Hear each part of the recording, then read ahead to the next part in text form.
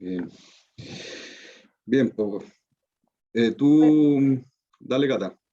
hola, buenos días a todos, bienvenidos, gracias por estar acá en este conversatorio que es parte del programa de Extensión e Innovación en Ciruelo Europeo. Yo me presento, soy Catalina Montalvo, soy especialista de Extensión e Innovación de UC Davis Chile y participo en los programas en los que muchos de ustedes también son parte. Hoy día vamos a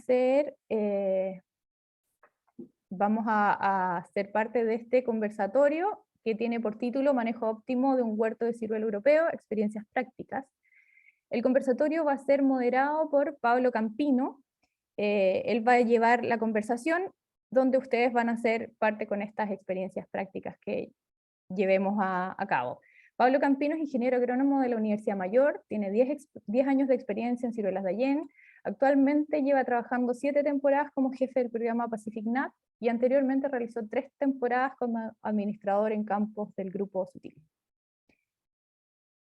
Hoy los participantes que ustedes van a ver ahí en pantalla son Cristóbal Crespo, administrador de Agrícola Más Limitada, Eduardo Díaz, administrador de Vitivinícola Las Vertientes, Andrés Echeverría, administrador de Superfood Rancagua, Álvaro Figueroa, administrador de Superfood Lolol, Andrés Osandón, administrador Agrícola Santa Jimena, Andrés Shorter, gerente agrícola de Agrícola San Miguel de Cayeuque Limitada, y Marcelo Vergara, administrador de Sofruco.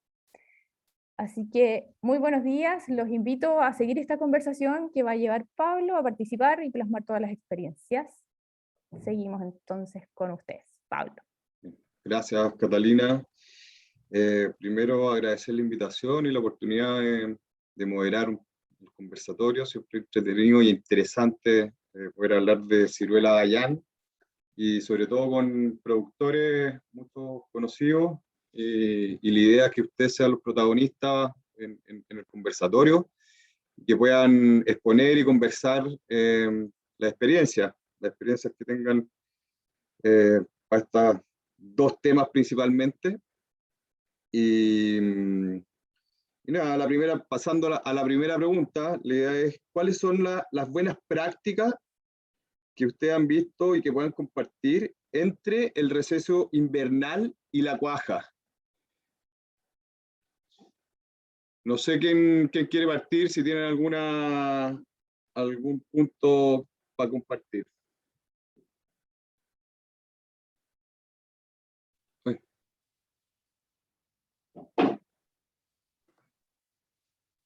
¿Se escucha?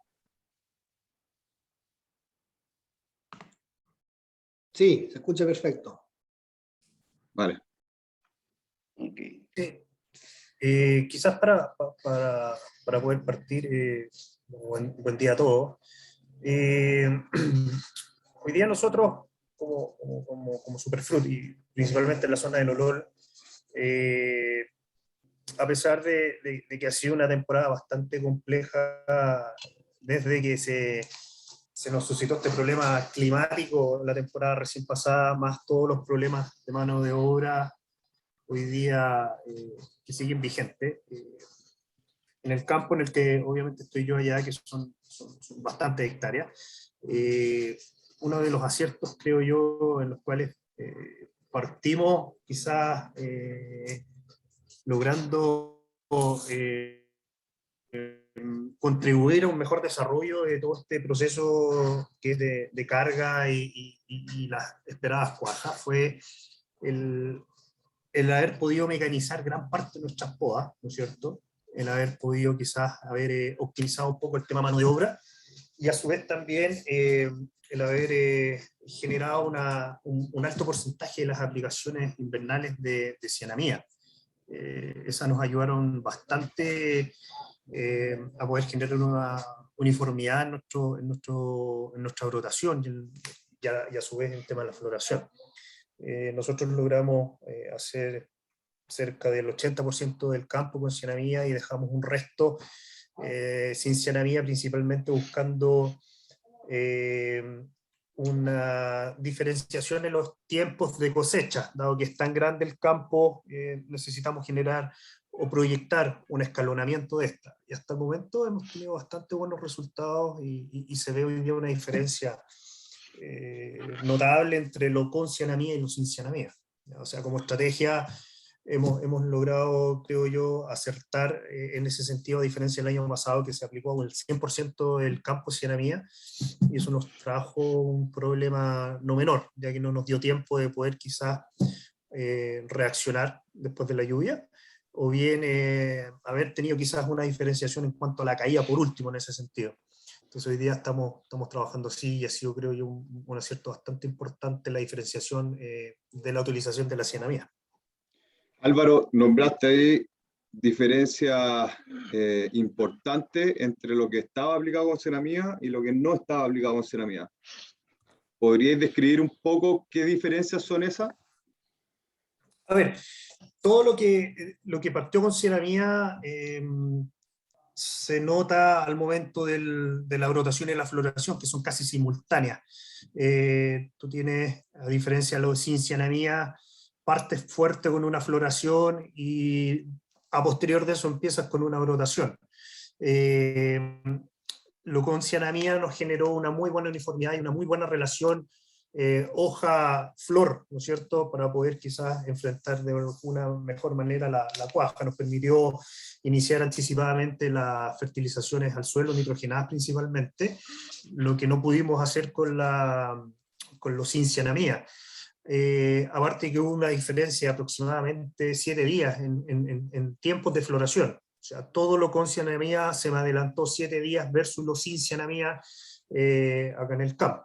¿Ya? Y obviamente empecé con las fertilizaciones mucho más tarde que las fertilizaciones de todo lo con cianamida.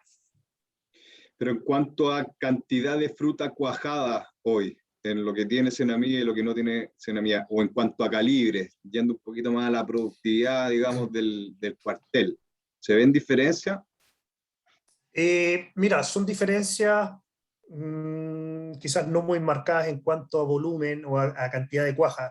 Afortunadamente Ranguilí es un campo que tiene muy buena cuaja con o sin cianamida. Tuve que ralear extraordinariamente este año cerca de 330 hectáreas de las 90, 100 hectáreas que usualmente se ralean. Sí hay una diferencia entre lo con cianamida y sin cianamida en cuanto a volumen. O sea, hoy día lo con cianamida debo estar, al momento del raleo estuve en el orden de 6.000 a 7.000 frutos, y lo sin cianamida anduve más en el orden entre los 4.000 y 5.000. ¿Te fijas? O sea, sí, efectivamente tengo un poquitito menos de cuaja sin cianamida, perdón. Pero es un tema que, afortunadamente para Ranguilí, las cuajas son bastante buenas en general. Y eso con una cantidad de plantas de 500, 519 plantas o 600, una densidad normal, digamos, estáis esperando sobre los 10.000 kilos secos por hectárea. Sí, estamos esperando eso, 10.000, 10.500 kilos secos por hectárea, y estamos apuntando a la serie entre 70, 75. Ahí debiésemos estar metiéndonos este año, en lo que estamos apuntando principalmente. Dejamos un poquitito más para poder acercarnos a esa serie 70, 75. Gracias, Álvaro. ¿Alguien más que quiera compartir alguna experiencia? Yo, más o menos siguiendo el Andrés Echeverría, buenos días a todos. Superfruit Rancagua, bueno, somos compañeros de trabajo con Álvaro, tenemos asesores distintos, pero compartimos mucha información. Yo siempre voy a la asesoría de Álvaro, y nosotros Rancagua lo manejamos sin cianamida, y a eso quiero hablar un poco. Lo manejamos sin cianamida por un tema de las horas fríos que venían acumuladas. Se tomó la decisión, creo yo que fue buena la decisión no haber aplicado la cianamida, porque si hubiéramos aplicado la cianamida, yo creo que hubiéramos tenido mucho más fruto por árbol, y hubiera sido un raleo mucho más largo, mucho más demoroso. Pero yo creo que la cianamida no hay que dejarla de ocupar, y hay que tomar la decisión en el momento de cada invierno o salida de invierno, para ver si se aplica o no se aplica. A mí me pasa en los nogales también, en un campo que no aplicamos cianamida y aplicamos otro producto, y otro campo que tengo con cianamida, y los resultados con cianamida son súper buenos. Entonces yo creo que es una herramienta que hay que estarla ocupando o mirándola todos los años. Oye, Andrés, y tú metiste un poco en el uso de la cianamida, o lo nombraste, el indicador de las horas frío. ¿Puedes contar un poco más qué cantidad tenía, si estabas midiendo en porciones, en base 7, Porciones. en la fecha, cómo fue esa decisión de tomar la decisión de no aplicar sabiendo que es un buen producto y una alternativa que tú dices, no hay que dejarlas de lado, pero este año, por la hora frío, no la aplique? Nosotros la miramos por porciones de frío, y si no me equivoco, nosotros llevamos un acumulado de 20, más o menos, y eso fue lo que tomamos la decisión puedo estar equivocado en el número, pero si no me equivoco, entre 17 a 20 fue la decisión que no quisimos aplicar. Pero en resumen, ¿venían bien la acumulación de horas frío, de porciones? Sí, veníamos súper bien. Veníamos súper bien comparado al año pasado, y hoy hagamos mitad yo veo 120 hectáreas de allá, hagamos 60 y 60, y al final entre no hacer las pruebas, porque ya Álvaro lo hacía en Renguilí, entonces siempre íbamos a ver cómo funcionaba eso, y se ve que funciona súper bien. Y tomamos la decisión, y creo que anduvimos bien al haber tomado esa decisión, porque tenía, no sé, frutos por árbol de 10.000, 11.000, 7.000, 4.000. Entonces, yo creo que si hubiéramos aplicado esa cianamida, podríamos haber tenido muchos más frutos. O sea, la importancia de estar midiendo la hora frío al momento de tomar decisiones, como por ejemplo la cianamida u otras. Claro. Sí. ¿Algún otro? Yo creo que eso es súper importante, y en este año contratamos un servicio de monitoreo de temperatura con co-growers, entonces íbamos analizando, íbamos viendo todo el rato cómo veníamos eso, y en base a la decisión con el asesor, uno tomaba la decisión si la aplicaba o no la aplicaba. La teníamos reservada, aparte también, teníamos reservada la cianamida, y al final nosotros la tiramos para atrás. Buenísimo, gracias Andrés. ¿Alguien más que quiera comentar algo de cuaja, de sus manejos, experiencia, poda? Bueno, yo quiero redondear la idea de la cianamida. Es una súper buena herramienta en el sentido de que quita un poco la incertidumbre de la floración. Por un lado, la cianamida logra mayor uniformidad de la floración, y, como dijo Álvaro, adelanta un poquito el brote, que en teoría eso nos daría un poquito más de tiempo de desarrollo de fruto. Yo tengo buenas experiencias con la cianamida, y al igual que Álvaro, cuando hay muchas extensiones de monocultivo, digamos, puede ser una buena herramienta para escalonar las cosechas. Yo tengo sectores que naturalmente son un poco más adelantados, y aprovecho la cianamida y adelanto aún más. Entonces, de esa forma logro escalonar aún más la cosecha. Y por otro lado, también la uso en sectores que las floraciones son media erráticas. Son de esas cosas que uno no logra descubrir el 100% de por qué sucede, pero la cianamida es una herramienta que sirve bastante. Respecto a la cianamida, también dicen mucho, sirve, no sirve, y claro, nos olvidamos el tema de medir las unidades de frío, digamos.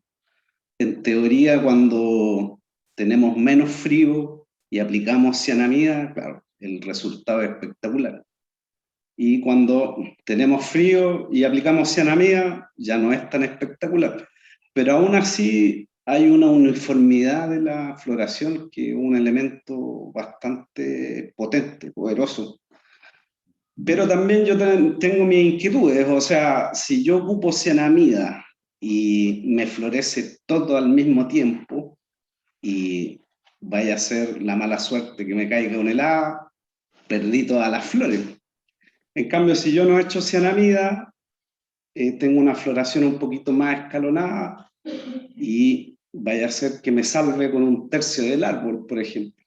Siempre me cuestionaba ese tipo de cosas con la cianamida, pero raya para la suma, yo recomiendo la cianamida. Es un súper buena herramienta, tanto para escalonar cosechas y tanto para uniformizar las cosechas. Sí, efectivamente, Marcelo, yo creo que están todos de acuerdo un poco en que es una buena herramienta y tomando un poco lo que comentáis del riesgo de helada, yo creo que ahí es clave el conocer la zona. Usted ahí en Peumo, por acá Álvaro está en la zona de Ranquilí, Lolol, que es un poco más tardío.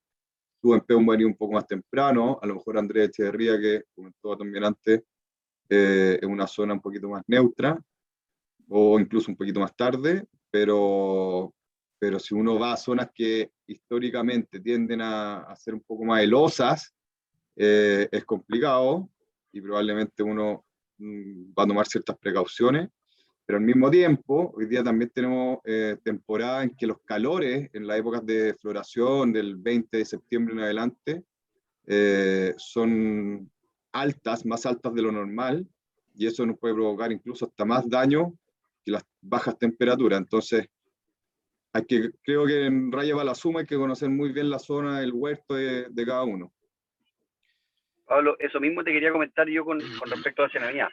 En nuestro caso, yo también apliqué al 70% del campo, pero justamente por lo último que tú dijiste, acá en Chépica nuestro problema en flor no es la helada, por lo menos yo llevo 16 años acá y nunca hemos tenido merma de helada, pero sí por exceso de calor en flor. Y justamente lo que buscamos con la cianamida es adelantar la flor para evitar los picos de calor del 18 de septiembre, 15 de septiembre. Porque por lo que hemos visto sobre 26 grados y hemos tenido daños grandes nosotros. O sea, para un ejemplo, el año pasado, en dos huertos que son vecinos, o sea, de un camino de diferencia, en uno tuve, perdón, que me entró una llamada. En uno tuve un 60%, otra vez, un 60%, tuve un 60% de cuaja y en el sin cianamida 8. O sea, así de radical fue el cambio y son dos huertos vecinos, o sea, separados a 6 metros uno de otro, o sea, pegados. Y la aplicación fue esa, por el exceso de calor en flor. Y bueno, después también otra cosa que nosotros hicimos este invierno fue, regar. Regamos le aseguramos el huerto 30 milímetros durante todo el invierno. Entonces estábamos, si no llovía en 30, le dábamos riego de 30 para ir llenando el tanque. Bueno, después la cianamida que le aplicamos el 70%, que, como dije, el objetivo fue ese, principalmente alejarnos del calor y también, ¿y por qué no el 100 del campo? Justamente para escalonar cosecha, para que no se nos venga todo junto. Y lo otro, además, que la cianamida en nuestro caso no ha aumentado bastante la productividad de los huertos. O sea, a un mismo calibre, comparando años anteriores, a un mismo calibre sacamos 1000 kilos más secos por hectárea. O sea, si antes teníamos, calibre 65 con 12.000 kilos, hoy día eso lo podemos sacar hasta con 13.000 kilos. O no, al revés, perdón, de 11.000 a 12.000, calibre 65. Eso nos ayudó, entonces ahí ganamos 1000 kilos al mismo calibre con la cianamida. Y qué otra cosa, también Álvaro lo dijo, pero el tema de la poda neumática. Sí. Nosotros también nos han dado súper bien eso, hacer poda. O sea, yo lo hago semi-mecanizada, porque hacemos una poda con tijerón en el primer tercio del árbol, que es bastante rápida, y después viene la poda neumática de atrás haciendo los 2 tercios superiores del árbol. Y eso también nos han dado bien, por lo menos, no una poda tan fina como a uno le gustaría cuando uno la hacía así planta por planta, pero la verdad que queda bastante bien y nosotros llevamos 3 años y hasta el momento no hemos tenido problemas. Y eso, bueno, y como objetivo este año productivo nosotros también dejamos un poquito más, y el pero de la cianamida justamente que es un bendito problema, el exceso cuaja, efectivamente, como decíamos antes. Yo este año, normalmente dejo 4.500 frutos, pero este año dejé 5.500 apuntando a un calibre un poco más chico como estrategia comercial, pero tuve en los conteos tuve de 5.600 y 18.000 frutos.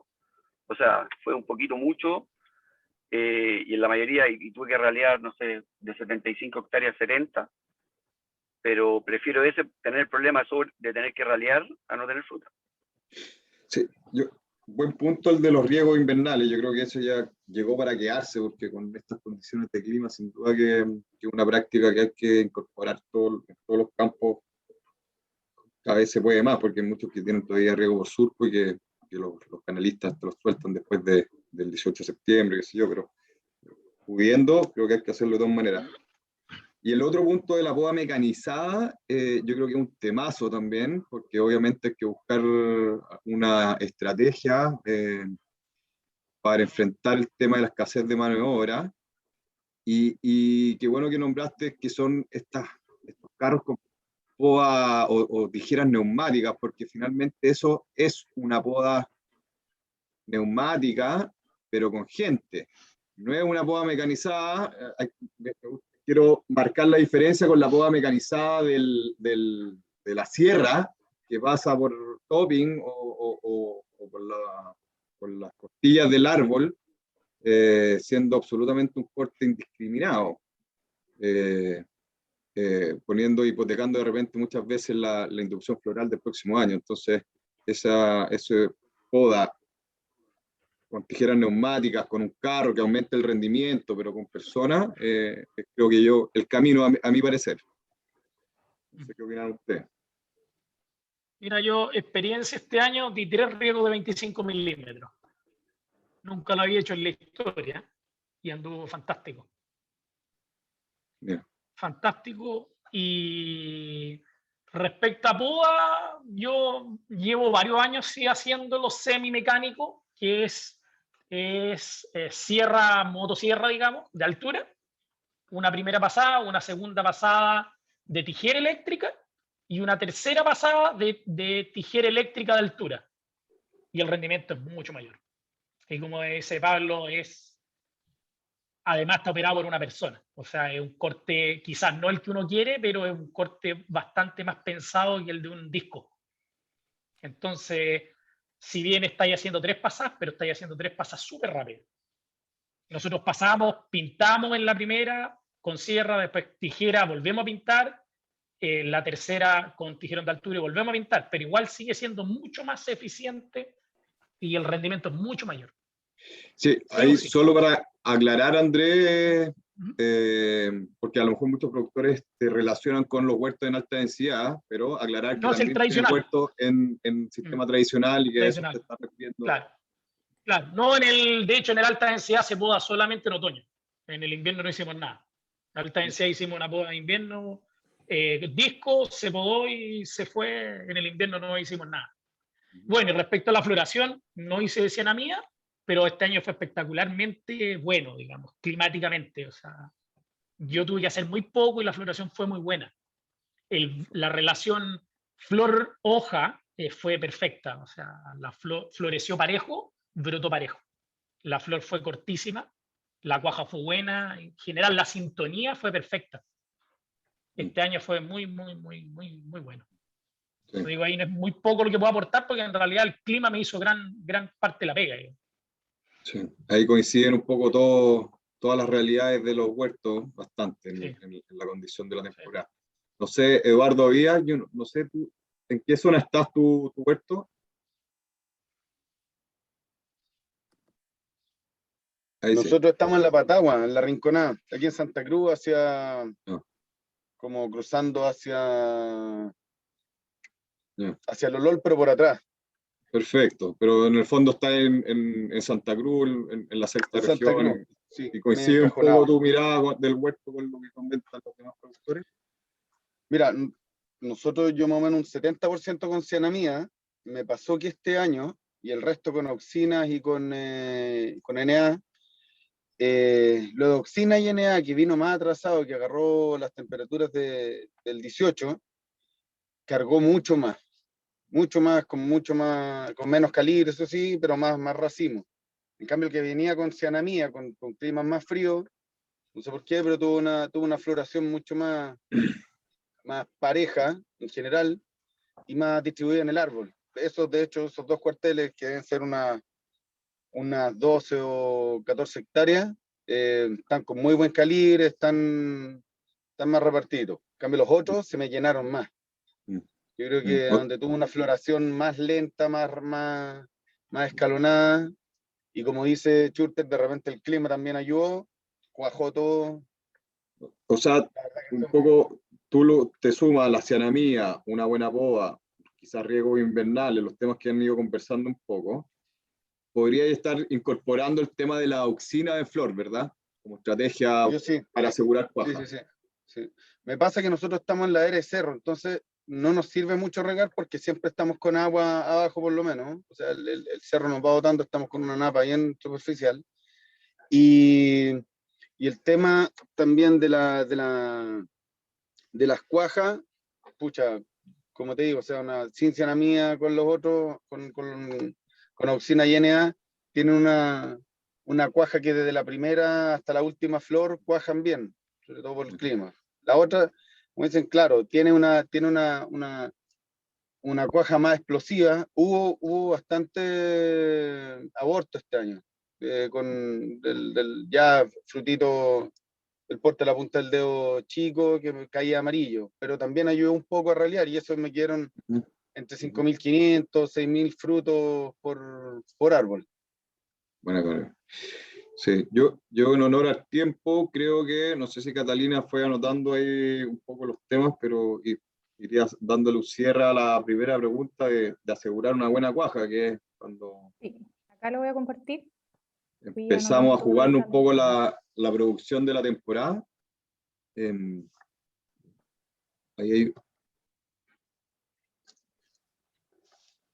las acá. podas neumáticas, semimecánico, ¿verdad? Tratando de buscar un poquito la estrategia a la escasez de mano de obra y mantener siempre la calidad de la poda. Estamos claros que idealmente, conozco campos que se podan todos con gente, y que idealmente el podador poda siempre la misma hilera. Eso sería un ideal, pero ya hoy día se ve muy poco, ¿no? No cambiar nunca la mano. Los riegos invernales también que comentaron, que creo que sin duda por la cambio climático, hoy día es clave, una labor más que tenemos que incorporar, es clave para poder partir con el tanque lleno. Siempre se ha hablado en los campos de que los inviernos lluviosos son años productivos. Hoy día los inviernos no son muy lluviosos y tenemos que seguir buscando los campos productivos. Entonces, el riego invernal tenemos que usarlo. Y la cianamida que se comentó harto, una herramienta sin duda a considerar siempre, pero con la bajada en el fondo de decir que no en cualquier campo, no en cualquier zona, incluso no en cualquier temporada, como decía Andrés Echeverría, midió la hora frío y dijo, oye, ¿sabes que este año no vamos a aplicar la cianamida porque venimos bien con la hora frío? Entonces, hay que estar midiendo, si no se puede convertir en un problema, ¿no es cierto? Mucha fruta. Y también puede ser una buena herramienta tanto ya no para los riesgos de helada, sino que para arrancar un poco en ciertas zonas a las altas temperaturas en flor, que siempre hacen mucho daño. Y por último, la auxina de flor, yo también desde lo personal la he probado mucho, incluso con un producto en particular, 2 aplicaciones en flor, 30% y plena flor, ayuda mucho la auxina a mejorar la cuaja, por lo tanto también el calibre, y después ciertas estrategias que podemos comentar después en la siguiente pregunta que ya van en el desarrollo de frutos. Eso, pasamos a la siguiente pregunta. ¿Sí? La pregunta número 2 dice justamente con la etapa de desarrollo que continúa. Ya estamos asegurando la cuaja y seguimos con ¿qué prácticas ocupan en el desarrollo de fruto y madurez? O sea, desde finales de septiembre o principios de octubre hasta prácticamente enero antes de la cosecha. ¿Qué prácticas? ¿Quién quiere partir?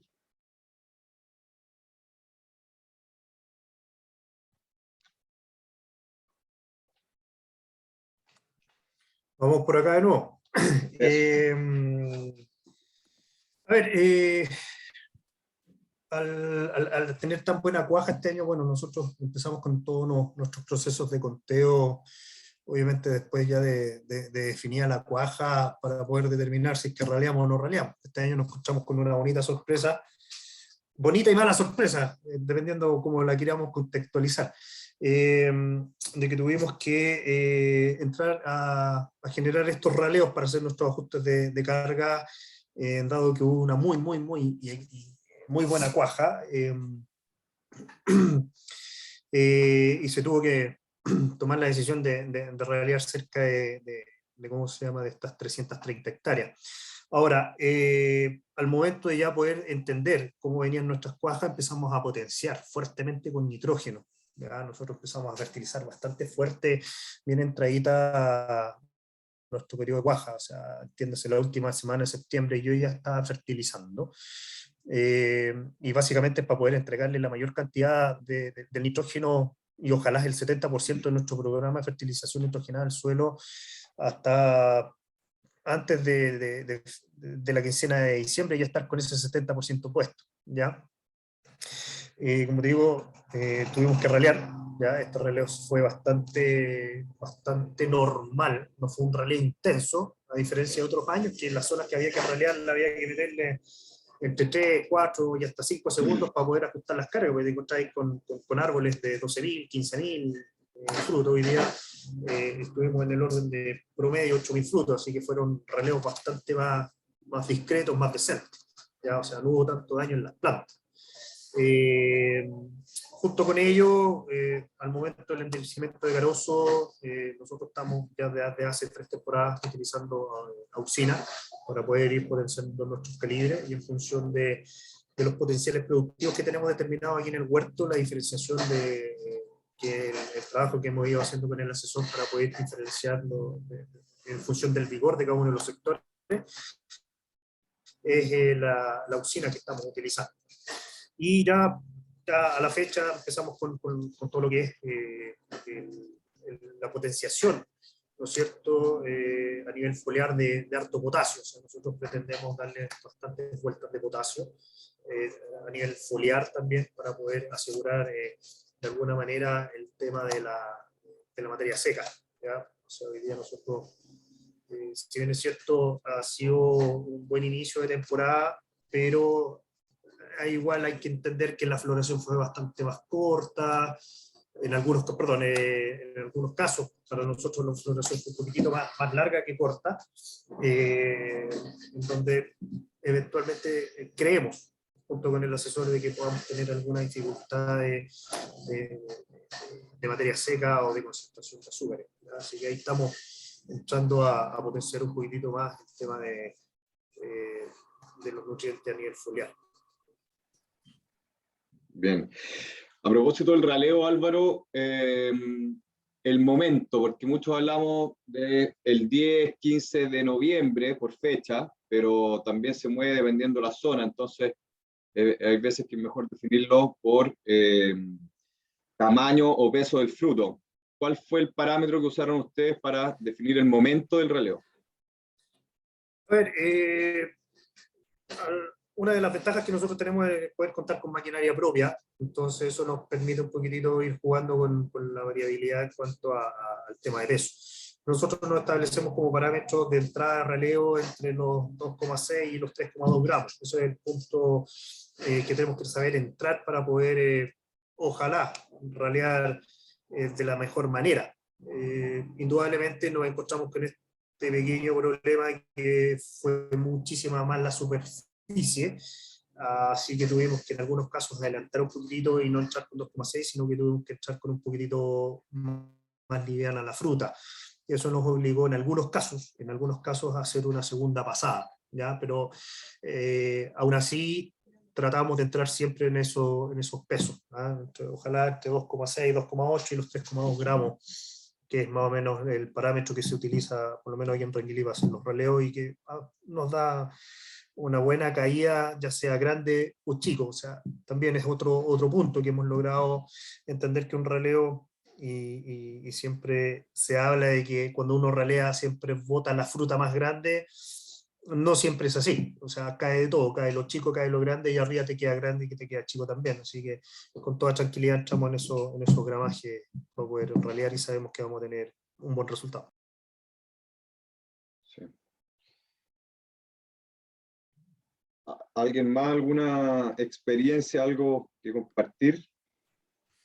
Encuentro, bueno, mi experiencia, para poder terminar con una buena fruta, lo más importante es lo que se habló al principio, riegos invernales. Cada vez más, yo antes trabajaba en la zona, en la metropolitana, y estábamos acostumbrados a los riegos invernales, más de la sexta hacia el sur, claramente tenían más lluvia y no estaban acostumbrados a los riegos invernales. Yo creo que es una muy buena herramienta para partir bien con el huerto, con su estanque lleno antes de flor. Post eso, tener el huerto bastante aireado, con mucha luz, y seguir manteniendo los riegos, monitoreándolos, nosotros con bastantes calicatas, y ser súper mateo en ese sentido. Y después, yo no tengo experiencias con auxinas, pero siempre yo he trabajado con bastante alga y potasio y zinc correspondiente en algunos sectores, ¿no? Yo creo que eso a mí por lo menos esa receta me ha funcionado, y los últimos 4 años calibre de promedio un 70-80, más cargado al 68, 75, un 65-75 más o menos. Pero creo que la luminosidad del huerto es súper importante para poder terminar con una fruta de buena calidad y tener buenas conversiones al final de la cosecha. Claro, y esa luminosidad, Andrés, será ahí en la formación, con poda y desde un inicio, en el fondo. Claro, podas invernales, y este año nosotros hicimos poda mecanizada.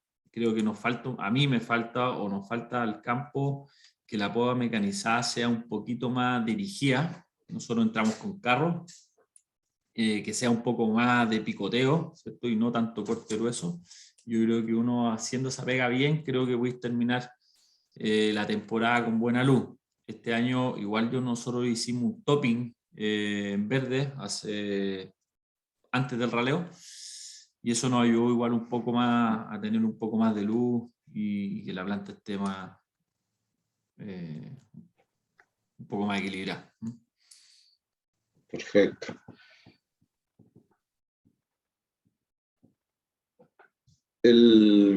Nombraron la auxina para el endurecimiento de carozo, lo dijo Álvaro, y de citoquininas en el desarrollo de fruto. ¿Tienen alguna experiencia? ¿Alguien lo usa? Yo utilizo siempre citoquinina en desarrollo de fruto, y auxina en flor también, ya, pero como casi por libro ya, no programado flor, después terminamos flor y hasta endurecimiento a carozo la citoquinina. Y lo otro que implementé este año fue la fertilización en cada riego, por concentración. Y eso sí que hemos sido este año, cuesta un poco más, es más pega, estar fertilizando en cada riego, pero sin duda es muy superior.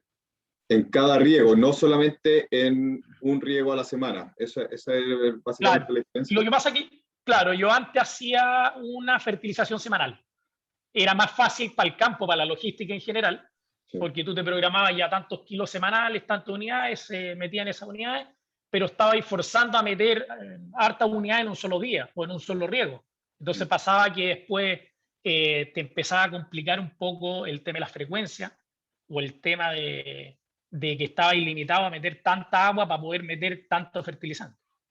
Entonces ya este año cambiamos a una fertilización por riego y por concentración. O sea, se meten tanta concentración de solución por cada metro cúbico.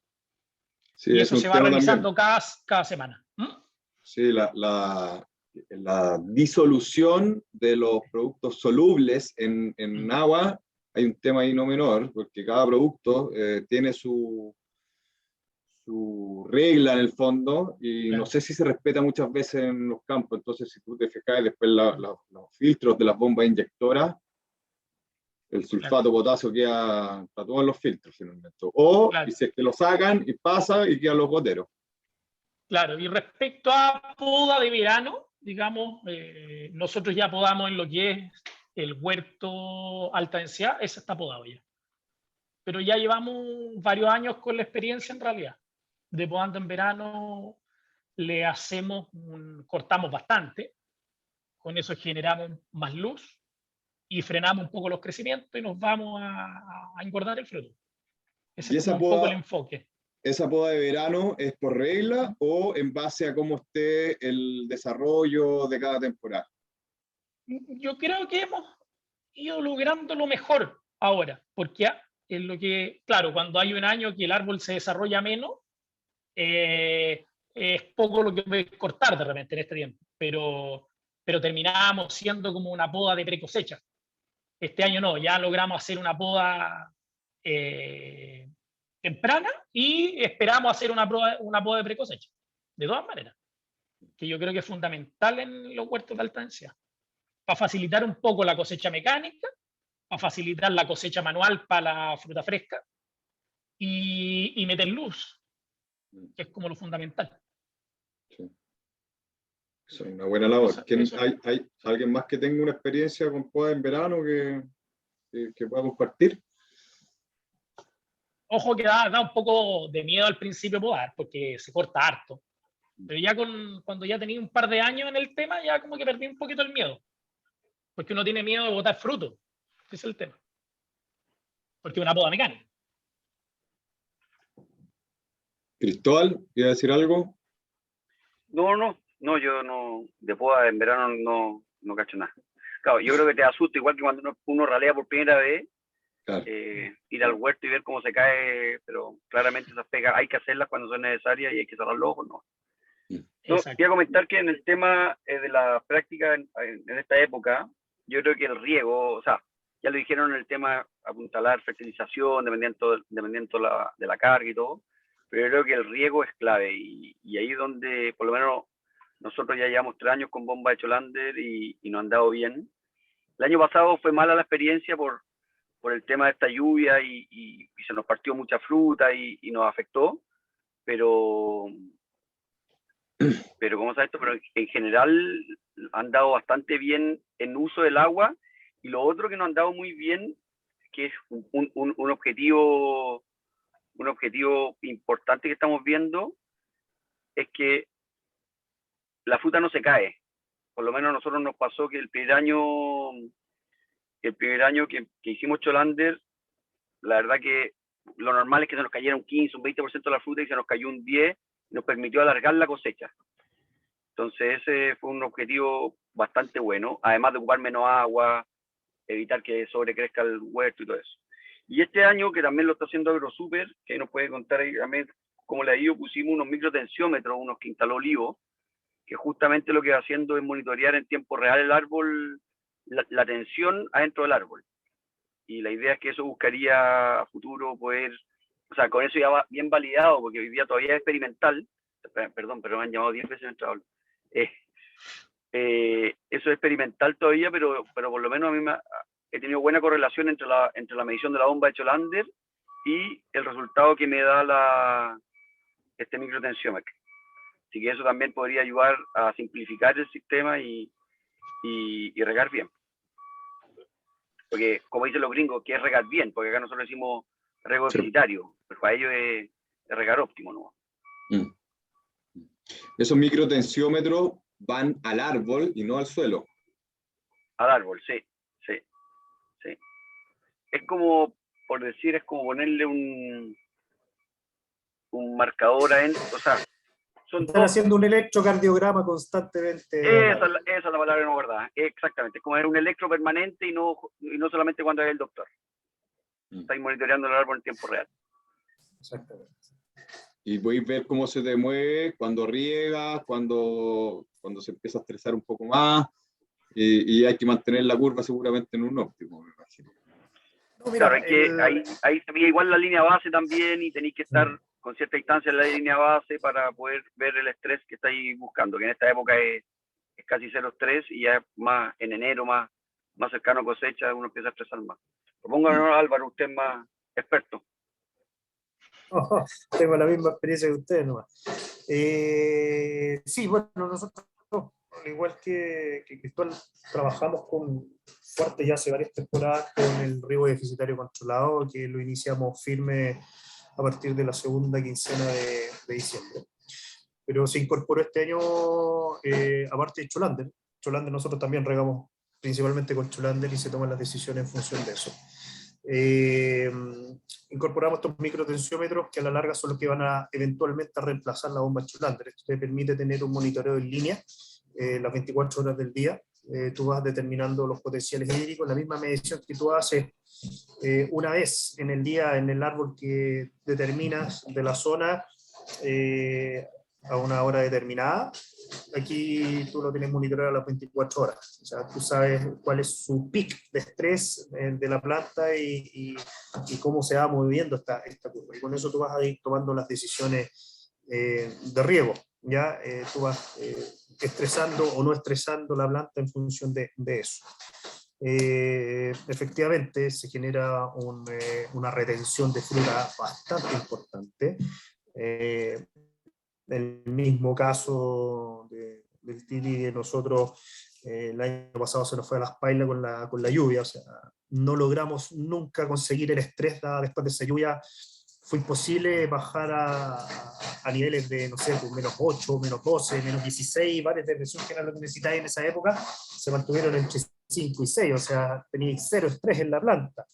Y eso fue lo que yo creo que nos jugó una mala pasada y se nos cayó la fruta bastante rápido. Efectivamente, cuando nosotros generamos este estrés hídrico controlado, en donde vamos jugando con la línea base, donde vamos jugando con los potenciales hídricos, hemos conseguido alargar las cosechas, hemos logrado conseguir una disminución sustancial de la caída de fruta, y nosotros, a diferencia del año pasado, como te digo, estamos corrigiendo un pequeño error que cometimos, que fue empezar a estresar en enero, y ahora yo lo estoy adelantando, estoy empezando ahora la quincena de diciembre, no, la segunda quincena de diciembre. Comienzo con mi estrés, empiezo a trabajar con diferencia en línea base de 2 a 2,5 puntos de estrés. No, y tremenda herramienta, porque recordar nomás que a medida uno pueda retener un poco más las frutas arriba del árbol, obviamente vamos a hacer que junte un poquito más de azúcar, por lo tanto pese más, y que al pesar más significa mejor calibre, que es lo que estamos buscando, obviamente, y así que es súper bien. Y más peso, así que son más kilos, mejor calibre, buena herramienta. Y lo otro que te permite también, no solamente, además de ganar calibre y todo eso, y que te optimiza el secado, te permite también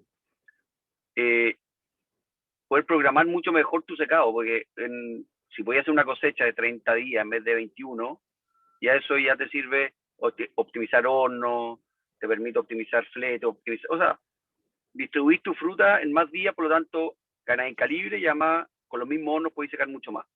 O las mismas canchas, lo mismo, depende cómo se seque. Planificación te ayuda. Sí. Obvio. O sea, imagínate que nosotros logramos hacer esa combinación. Lo que está sin cianamida, que son cerca de 120 hectáreas, más un estrés deficitario controlado, dejemos de lado la temporada pasada, pero la 2019-20, perdón, bien digo 19-20, logramos meter toda esa superficie a horno, y nuestro último día de cosecha tiene que haber sido por ahí por el 12 de marzo, y era básicamente porque teníamos que terminar de abastecer los hornos, pero hubiésemos aguantado yo fácilmente una semana más con la fruta colgada arriba. Entonces, hoy día la estrategia, por lo menos por el lado de nosotros, va ahí. O sea, riego deficitario controlado, el escalonamiento con la utilización de la cianamida, y como dice Cristóbal ahí en ese sentido, tú vas generando una optimización. Usualmente las cosechas aquí en Ranguilí eran de 10, 11 días, hoy día hemos llegado a tener 20, 22, 25 días de cosecha, donde vais generando buenos ritmos, no saturáis la cancha con una cantidad infinita de fruta por voltear, podéis ir a ritmo un poquitito más controlado. ¿Ya? Y me imagino desde el punto de vista práctico que funcionan con telemetría la información y te ahorráis la jornada y la persona de andar con la bomba Cholander o en un principio los podéis ir comparando y usar las dos herramientas, pero me imagino que el día de mañana va hacia el ahorro de jornada y todo esto más online. Mira, o sea, va amarrado de eso, pero aquí tienes que considerar que la bomba Cholander es el criterio de la persona que tú tienes midiendo, que no es necesariamente el mismo que puede ser a tu ojo o al ojo de tu jefe de sector. Aquí tú tienes un aparato instalado en la planta, que es siempre la misma medición, que siempre Claro. es con los mismos parámetros, ¿te fijáis?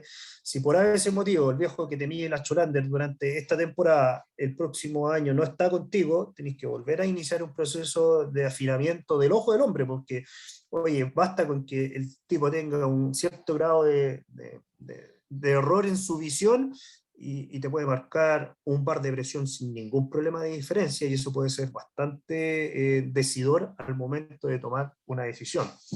Aquí con este microtensiómetro, que a la larga es lo que se busca, es poder generar este sondeo vía telemetría y mirarlo en el computador a la hora que queráis. Perfecto, bien. Oye, vamos a ir cerrando entonces un poco redondeando la segunda pregunta. Por ahí vi que llegó don Juan Horn. Buenos días, don Juanito. Estábamos hablando de las buenas prácticas en el desarrollo de fruto y madurez, y terminamos hablando harto de estos microtensiómetros que se ocupan en los árboles para poder estar midiendo las presiones y hacer riego con mayor precisión. Los temas que salieron en este punto están aquí, la Cata ahí lo está presentando. El raleo, ¿verdad? El raleo, sobre todo un año como este, que tenemos harta cuaja, y buscamos siempre asegurar buenos calibres y tampoco hipotecar mucho las producciones futuras. Así que en los momentos del raleo, como nos comentaba Álvaro, este año se fue a 2,6, pero la idea era hacerlo un poquito más pasadito, ¿no es cierto?, entre 2,8 a 3,5 gramos por fruto antes del endurecimiento caroso. El uso de la auxina en flor, algunos lo ocupan para mejorar, ¿verdad?, calibre, tanto la cuaja también, y en el endurecimiento caroso también vimos que Álvaro lo está aplicando para buscar calibre. Y la citoquinina en el desarrollo de fruto hasta el endurecimiento caroso, como complemento, siempre buscando mejorar y optimizar lo más que se pueda el calibre. La fertilización clave, partiendo con ureas, nitrógeno, salió el tema del potasio, obviamente, ¿no es cierto?, para mejorar la materia seca o el azúcar, el peso de la fruta que buscamos en la fruta deshidratada. Eso nos ayuda a mejorar las conversiones también. Y alguien lo nombró, creo que fue Andrés Echeverría, también el zinc, que es bueno reforzarlo de forma foliar. Hay que recordar que el ciruelo en sí tiende a ser deficitario de zinc, por lo tanto es bueno estar reforzando con un par de aplicaciones por lo menos.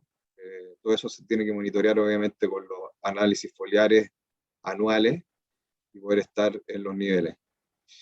Y, a ver, me voy a aceptar el tema de riego, voy a dejarlo al final. Y el tema POA, que salió interesante, ¿no es cierto?, la aireación y la luminosidad.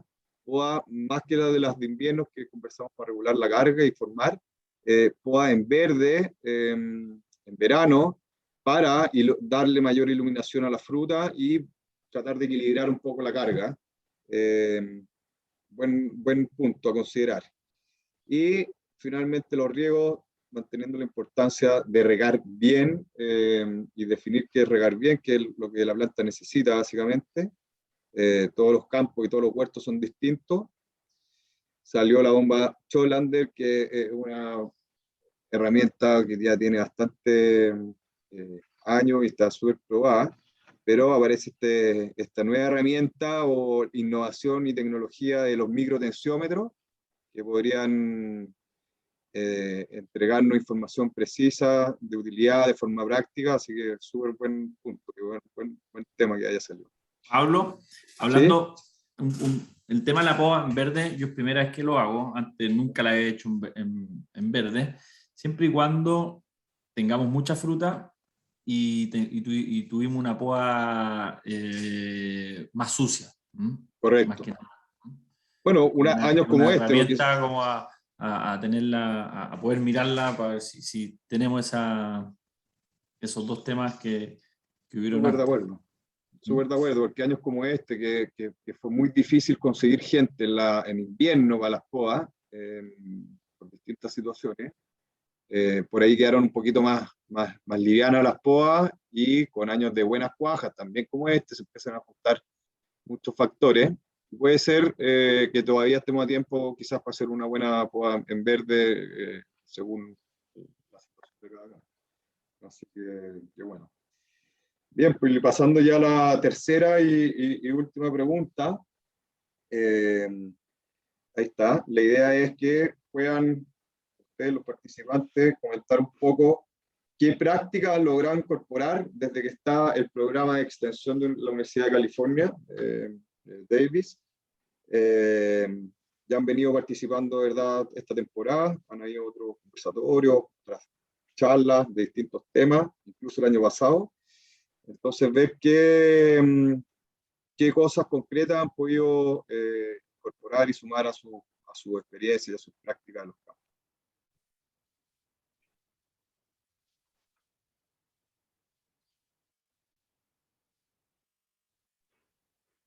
En nuestro caso, por lo menos, ha servido harto en el tema de monitoreo de equipo de riego, no solamente de cómo regar bien, sino que también hago el mea culpa que yo, para mí, los equipos de riego regaban y hacíamos mantenciones de escole y limpieza una vez al año, pero no coeficiente de uniformidad no hacíamos, y esto mismo de los puntos críticos de control tampoco lo hacíamos, sino que el equipo botaba agua y nosotros quedábamos tranquilos que estaba regando.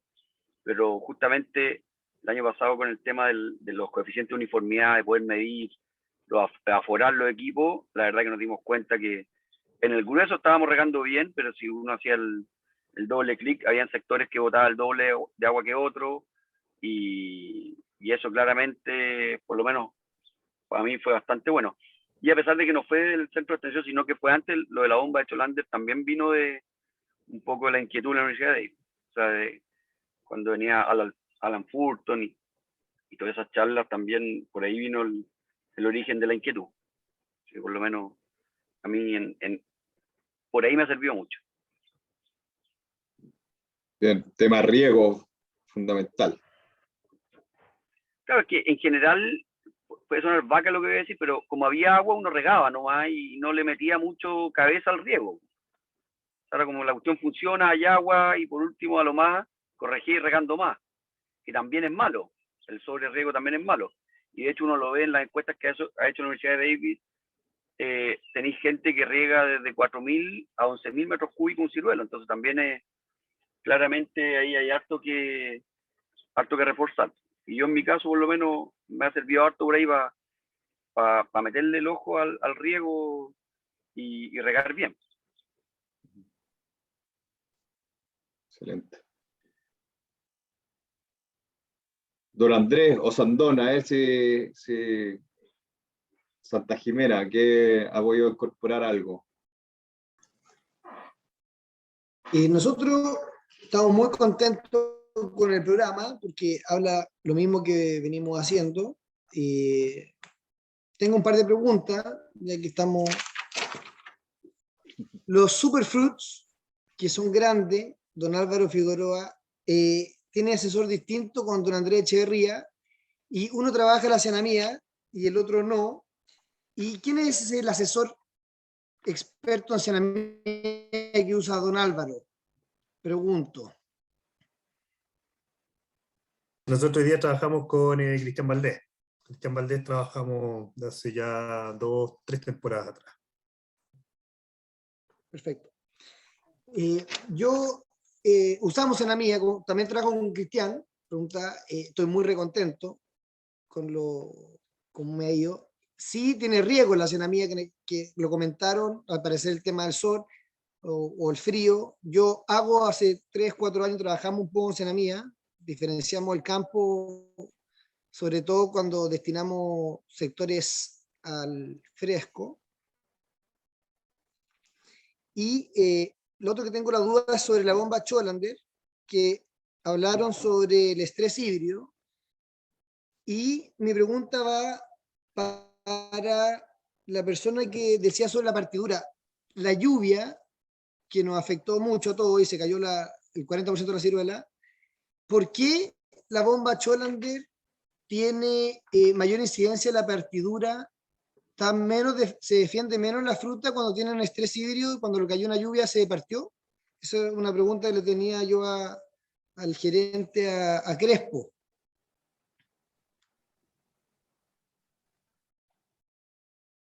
Perdón, pero me perdí en la pregunta, que me estaban hablando al lado.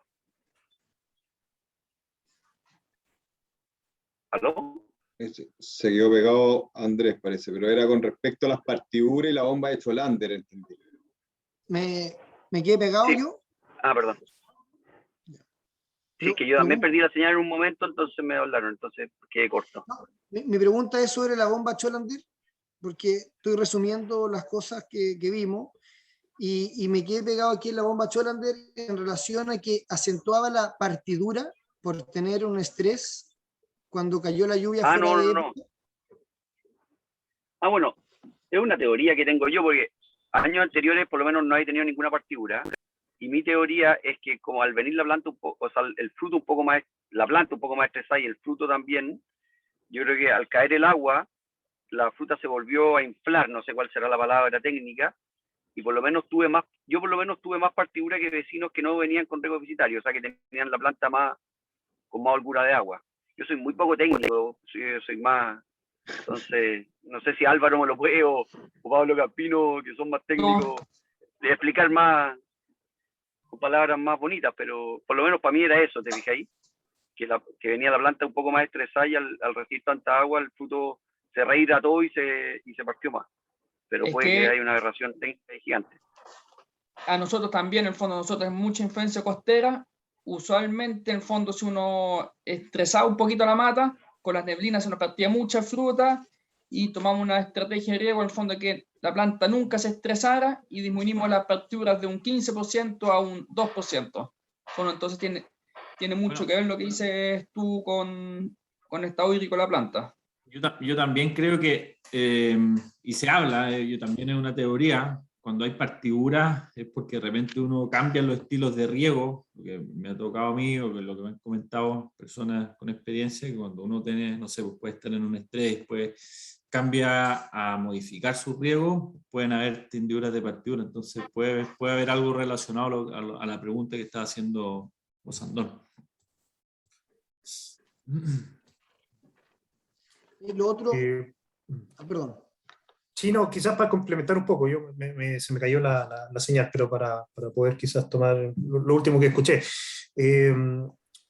Si bien es cierto, nosotros trabajamos con riego deficitario controlado, no tuvimos problemas de partidura por el tema de lluvia, ¿ya?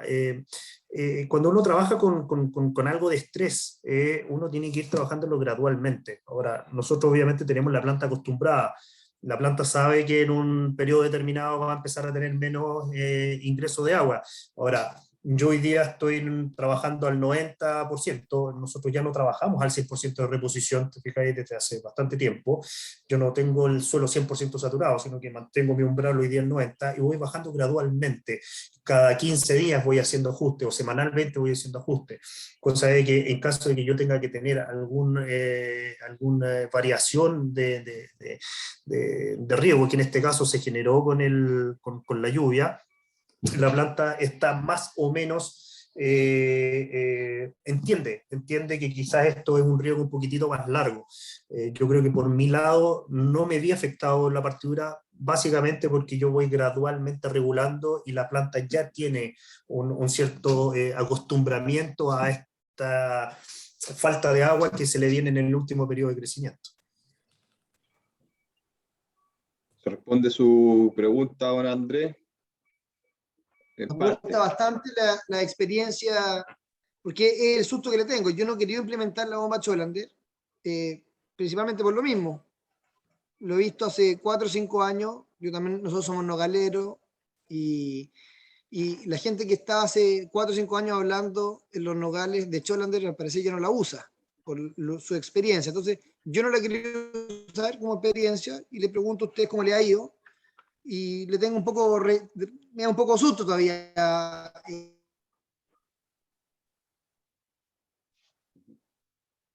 Mira, lo de nosotros nació básicamente porque el primer año que yo llegué fue el 2018-19, a la larga fue un riego deficitario obligado.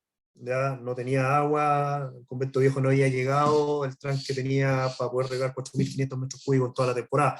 Entonces tuvimos que arriesgarnos de alguna u otra manera obligadamente. Afortunadamente salimos bien esa temporada y logramos comprender y entender de que haciendo el manejo de manera gradual y de una manera constante, o sea, aquí tú tenés que medir todos los días, tenéis que estar constantemente generando tus curvas, si vas a hacer alguna restricción, esa restricción tiene que ser monitoreada, o sea, no es llegar y decir, hoy día voy a reponer el 50%, no, tenéis que estar constantemente revisando, ir bajando de a poco, no necesariamente este riesgo deficitario controlado la primera temporada tiene que ser que de un 90 bajé un 50 al tiro, pero sí podéis empezar de un 90 y llegar, quizás terminar tu temporada con un 75, con un 70, ¿te fijáis? Si le tenéis algo de temor. Tenéis que ir acostumbrando a la planta. Eso es la experiencia de nosotros. No sé cómo será la de Cristóbal, ¿te fijas? Pero en el caso de nosotros, que partió todo esto con una obligación de poder hacer un riego bastante restringido, nos dio el pie para poder empezar a trabajar de manera más gradual, y hoy día nos lleva a tener un microtensiómetro que nos está aliviando el uso de esta Cholander, ¿me fijáis? Para tener algo en línea y poder ir ajustando aún más el tema. Vale. Lo que dice Álvaro, yo creo que la palabra es súper importante, que sea controlado, ese riego deficitario. Si uno lo que hace Álvaro y no es controlado, claramente puedes tener serios problemas al final de la cosecha. Y lo otro, solo para complementar lo del...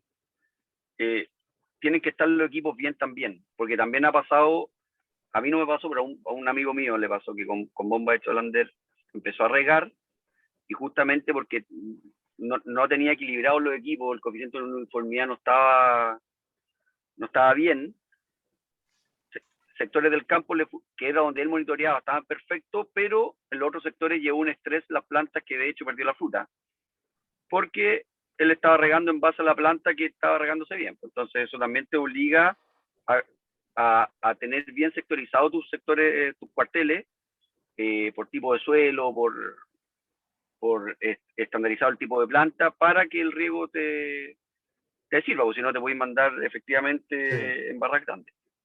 Sí, y para complementar por eso también no es una receta médica, sino que hay que irlo monitoreando, como dice Álvaro, permanentemente, y también validar en qué planta están midiendo, que eso también es muy importante.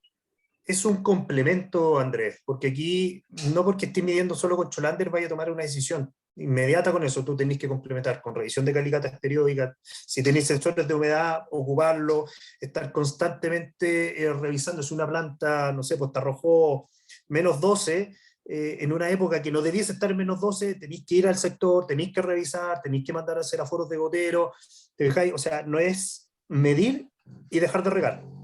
No es tener un viejo con bomba Cholander y decir, hoy día me dio menos 8, mañana me dio menos 10. No, tenéis que estar constantemente validando toda esa información, con un seguimiento de calicatas, con un seguimiento de sensores de humedad, estar haciendo foros de goteos constantemente y estar complementando con la bomba Cholander. Es todo un conjunto.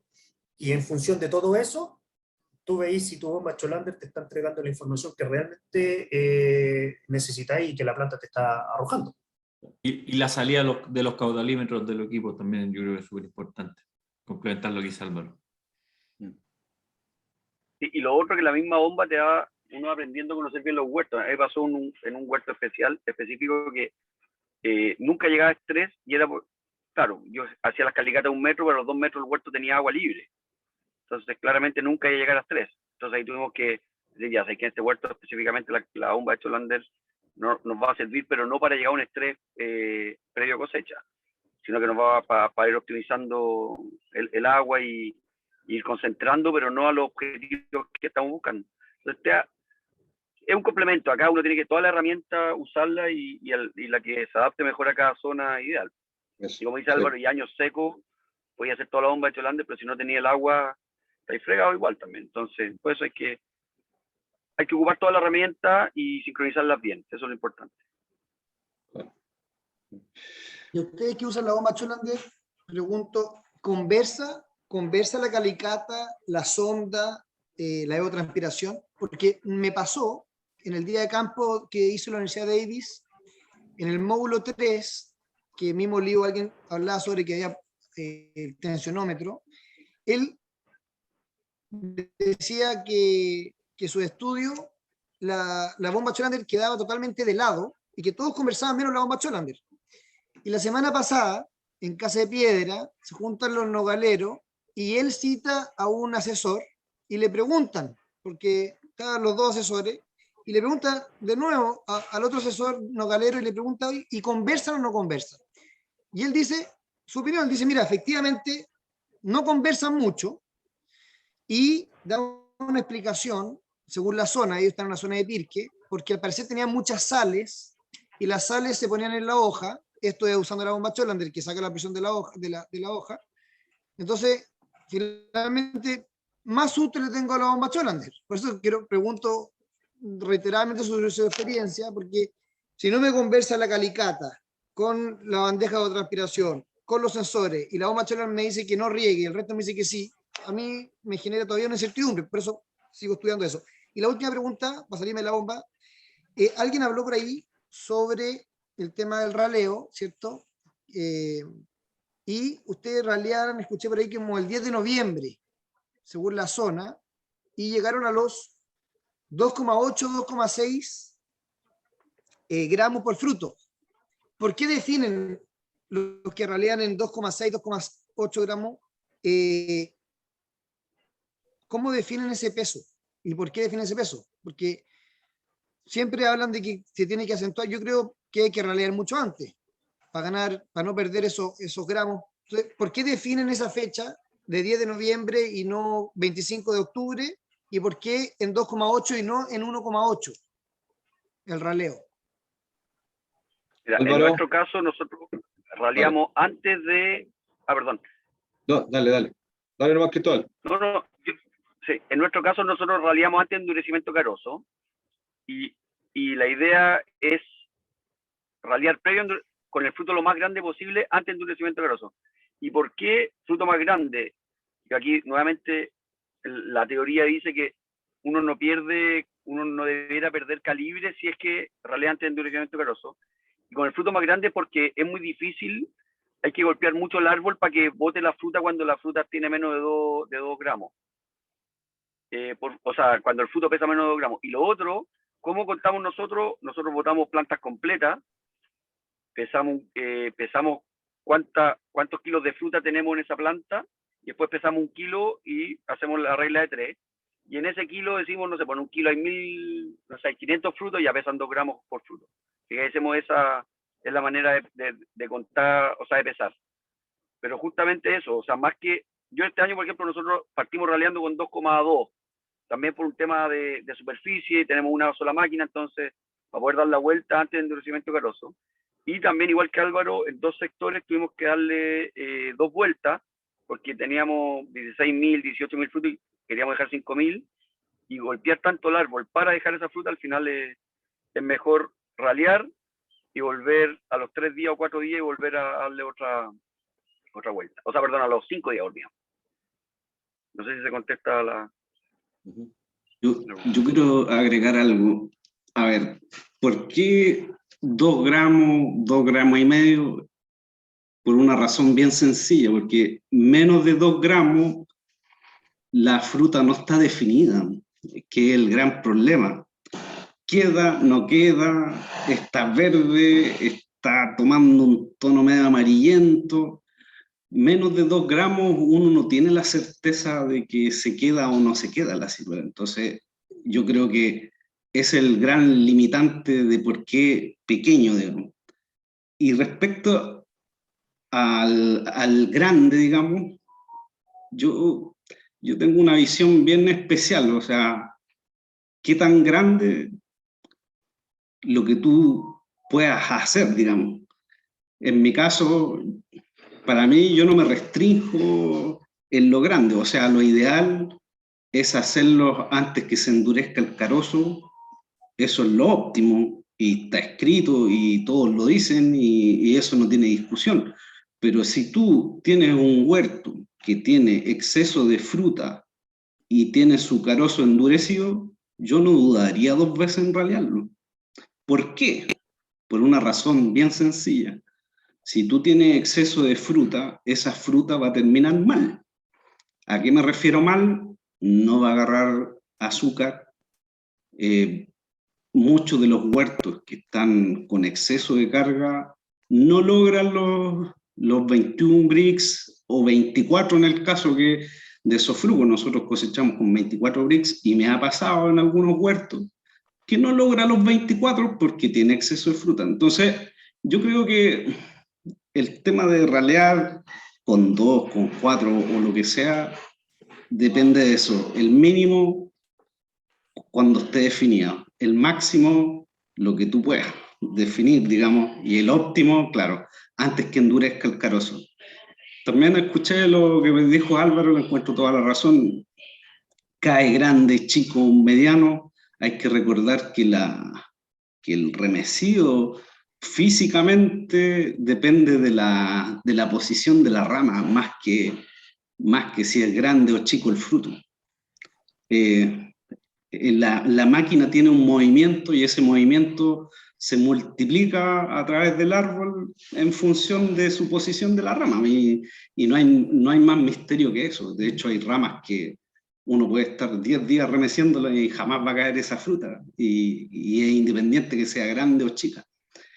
Y respecto al otro tema, a ver, la bomba de Cholander, los tensiómetros, microtensiómetros o lo que sea, estaciones meteorológicas, sensores de humedad, sí o sí tienen que conversar. ¿Por qué digo esa aseveración tan tajante? Porque el agua o el movimiento del agua es un continuo. Y eso no hay discusión. O sea, el agua tiene que moverse del suelo hacia la planta y de la planta hacia la atmósfera. Por lo tanto, si yo mido la atmósfera, digamos, indirectamente estoy determinando una demanda de agua, digamos. Si yo mido en el suelo, estoy determinando una oferta de agua, digamos. Y en la planta, la gran ventaja que tienen las Cholander, digamos, es que no le preguntamos ni al suelo ni a la atmósfera, sino que le preguntamos a la planta. ¿Cuánta agua tienes tú? O cómo te sientes, digamos. Y en ese sentido, si tienes más sales o menos sales del suelo, claro, la planta te lo va a expresar. O sea, un suelo puede tener mucha agua, pero si tiene mucha salinidad, la bomba de Cholander te va a marcar que está estresada la planta. O sea, claro, en ese sentido uno tiene que ir ajustando los instrumentos a tu realidad, digamos. Pero sí o sí conversan. O sea, si tú tienes un suelo salino y tienes cierta cantidad de agua y tú la correlacionas con la bomba de Cholander y la correlacionas con la demanda, sí o sí tienen que conversar. O sea, no veo por qué no debieran conversar. Hay que hacer los ajustes debido a cada una de las condiciones. O sea, eso es lo que yo creo. Gracias, Marcelo. Vamos a escuchar a Juanito. Juanito Jorge está hablando hace rato y vamos Exacto. ya cerrando después para ser respetuosos con los tiempos. Juanito. 2 puntos. Uno, respecto al raleo, en el fondo tenemos un tema también en la fruta que no se trató, que es la inercia de la fruta. Mientras más grande, más pesada esté, más inercia va a tener esa fruta. Entonces, en el fondo, y por lo mismo, si ya está diferenciada, la que cae primero es la más grande. Entonces, lo óptimo también es atrasar lo más posible que esté definida la fruta, pero que no esté tan diferenciado los tamaños para no botar la fruta más grande. en ese sentido, yo creo que es importante tomarlo en cuenta. Igual como dice Marcelo, en caso yo tengo mucha fruta, entre hacerlo y no hacerlo, es mejor hacer un raleo también para que junte más materia seca. Respecto al tema de la Cholander, si conversa o no conversa, en fondo en condiciones normales, ideales, debieran conversar muy bien. En el fondo la experiencia nuestra conversa bien. Pero si tenemos un problema de que hay napa en el suelo, o hay un problema que la desaña de raíces, que hay poca raíz en la planta, en el fondo obviamente no va a conversar. La planta puede estar estresada y el suelo totalmente saturado. Entonces, en el fondo, es importante ver en qué condiciones estoy en el campo para ver si la Cholander me sirve o no me sirve, si conversa o no conversa. En el fondo, yo creo que esos son los puntos principales. Bien, gracias Juanito. Oye, siendo ya 25 para las 12, la idea es, no sé si la Catalina puede presentarnos un poco el cierre de las cosas que han podido incorporar. Obviamente la bomba Cholander y el tema hídrico ha sido un tema de alto interés, así que creo que se podría considerar ese tema para poder seguir trabajándolo. Más información, cada temporada que pasa hay más información, así que súper interesante poder seguir compartiendo esto, que finalmente la Universidad de California lo que hace es un programa de extensión.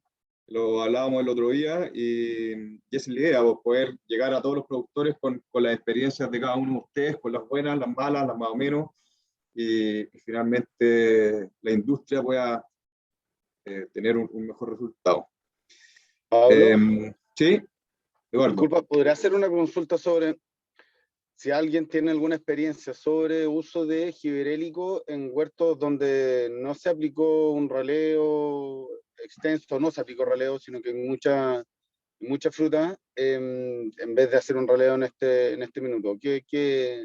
Precosecha, esa aplicación precosecha, ¿no? Ahora claro, para retención de fruta en la cosecha. claro. No sé si alguien de aquí tiene alguna experiencia. No, nosotros nos ayudamos con él. De hecho, yo ahora estoy programando una aplicación de 40 ppm por un par de semanas más. Iniciar la pinta. Voy a tirar algo de giberélico. Voy a tirar 40 ppm para poder potenciar la retención de fruta principalmente. Sí, bueno, nosotros teníamos, bueno, parece que compartimos el mismo asesor, Cristian, y bueno, a mí me tiró con las algas, con el potasio ahora, y también giberélico. O sea, para poder aguantar esa fruta arriba, porque ya no había otra forma, por lo menos ya sea con una poda, un raleo en este minuto no hacía mucho. Era mejor mantener lo que teníamos arriba. Tal cual. Nosotros lo veníamos haciendo, por lo general, los sectores que quedan más sobrecargados lo venimos trabajando así. Lo hicimos 2 años atrás, nos funcionó, generó retención, nos ayudó muchísimo a retardar la cosecha para tener una mejor concentración de azúcar, mayor cantidad de materia seca, y el calibre que eventualmente tú lo veías bastante chico, gracias a ese retardo lograste hacer que sea un calibre decente, no vaya a pasar de un, no sé, de un 90 a un 60, sino que vaya a pasar, no sé, de un 90 a un 75, a un 78, ¿te fijáis? No esperéis que vaya a tener un gran calibrón, sino que esto te va a ayudar a mejorar algunos puntos este exceso de carga que podéis tener eventualmente, sí, pero básicamente para eso.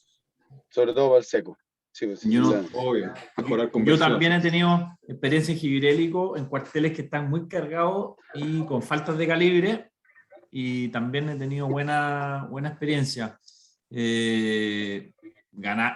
No es que ganemos, se nos mejoraron muchísimo los calibres, pero sí fuimos acortando un poco la brecha con el promedio del campo, y nos dimos cuenta que al final esos cuarteles que se aplicó giberélico fueron los últimos que se cosecharon en la temporada.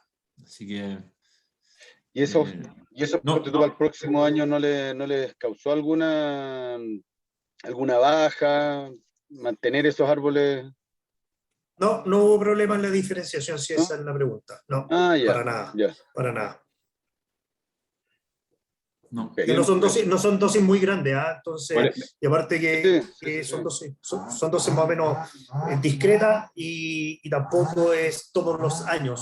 Eso, es solamente para, Claro. es para potenciar básicamente tu exceso de carga en aquellos cuarteles que te quedaron mal raleados o mal podados. Y en años puntuales, claro. Agradecido. Bueno, yo creo que para ir cerrando, les voy a dar las gracias a todos. Bueno, acá está un poco el cierre que estaba comentando Pablo, de los grandes temas que quedaron del programa Extensión y Innovación fueron riego, salió el tema de las partiduras asociado también a las estrategias de riego, cuando son estrategias diferenciadas, ir como acostumbrando un poco a la planta, y raleo también fue los temas más relevantes. Yo les quiero dar las gracias a todos por participar hoy día, por el intercambio de experiencias, fue súper enriquecedor, conversaron harto, se nota, sacaron también hartos datos, que es importante, así que qué bueno que le saquen provecho a estas instancias. Le quiero dar las gracias también a Pablo por acompañar la conversación, por la experiencia, por todo, y quiero también recordarles que va a haber un día de campo de ciruelo europeo la próxima semana, el día 15, los que se tienen que inscribir. Yo les voy a volver a enviar la invitación, si quieren también replíquenla para que haya más participantes. Va a estar Pablo también a cargo ese día de campo, con Karen Mesa, así que también los invitamos a seguir compartiendo experiencia, y es una instancia presencial que ahora también hacen tanta falta. Así que nuevamente muchas gracias a todos por participar y por su tiempo. No les quitamos más tiempo porque sabemos que ya tienen muchas labores que hacer, así que nuevamente gracias Pablo, que estén muy bien.